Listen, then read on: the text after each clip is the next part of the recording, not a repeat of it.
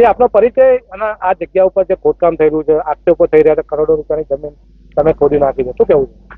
હું સર્વપ્રથમ મારો પોતાનો એક પરિચય આપી દઉં કે હું Arpit Rajnikant Mehta, chairman managing director City Pulse multiplex limited. મારી પોતાની લિસ્ટેડ કંપની છે બીએસસીમાં. સાથોસાથ લવકુશ સ્કૂલ ઓફ એજ્યુકેશન જે આશરે 14 વર્ષથી કાર્યરત છે એનો મેનેજિંગ ટ્રસ્ટી છું. ગત 4 કે 5 દિવસ રોજ અગાઉ જે મુરબ્બી શ્રી ભૂમાફિયા રફીક ખાન પઠાણ અને એમના બનેવી ઇકરારભાઈ તરફથી જે આક્ષેપો થયા છે અને જે બાબતો મારા ધ્યાન પર આવી છે તે વાતનું હું સદંતર ખંડન કરું છું. તે વાતને હું સદંતર રીતે નિસ્ત નાબૂદ કરું છું. સૌ પ્રથમ તો તે નથી કોઈ માલિક કે નથી કોઈ પણ જગ્યાએ મારી જોડે એસોસિએટ. એક સમજૂતી કરાર નાનો થયો હતો. એ સમજૂતી કરારમાં એ 20% ભાગીદાર હતા. સમજૂતી કરારના આધાર ઉપર માલિકી હક પુરવાર થતા નથી.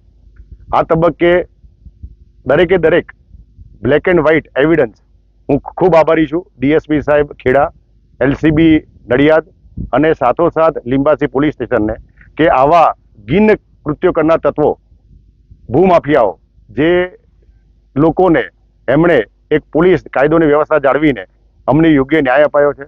સાથોસાથ હું અગાઉ પણ બોલી ચૂક્યો છું, અત્યારે ફરીવાર કહું છું કે આ તમામ જે તમને જગ્યાઓ દેખાય છે આશરે 250 થી 300 વીઘા જગ્યા છે. તેના માલિક અર્પિત મહેતા, રજનીકાંત મહેતા, નલિનીબેન મહેતા અને રાજલ અર્પિત મહેતા તે લોકોના નામે છે. આમાં કોઈ પણ પરોક્ષ કે પ્રત્યક્ષ કોઈનો પણ હક હિસ્સો આવેલો નથી.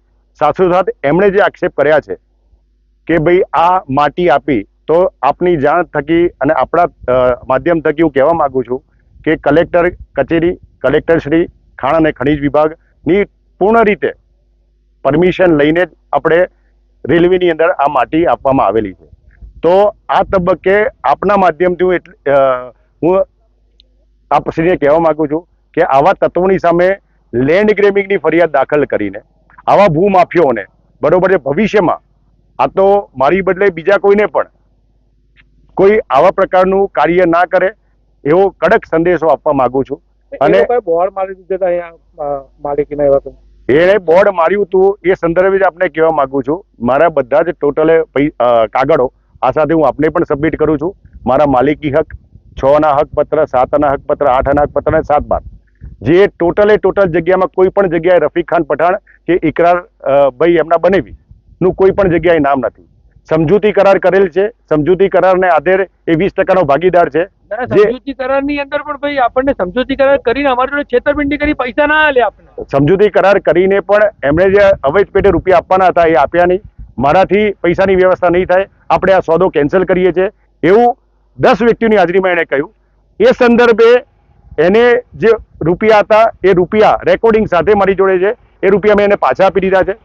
અને બીજી વસ્તુ કે આખી બાબત આ જે છે એ બાબત એણે પોતાના સ્વાર્થ માટે, પોતાના અંગત હેતુ માટે બદ ઇરાદાથી ઉપયોગ કરીને, બદનામ કરીને અને આવા તત્વોની સામે જેણે આટલા મારા ફાધર 82 વર્ષના છે, મારી ઉંમર 50 વર્ષની થઈ, જે નિષ્કલંક જીવન અમે જીવેલા છીએ કે અમારો પરિવાર છે, એને લાંછન લગાડવાનું એ આ અઘટિત કૃત્ય છે. તો આવા તત્વોની સામે કાયદેસરની આપના માધ્યમથી કહું છું કે કાર્યવાહી કરીને યોગ્ય ન્યાય અપાવશો.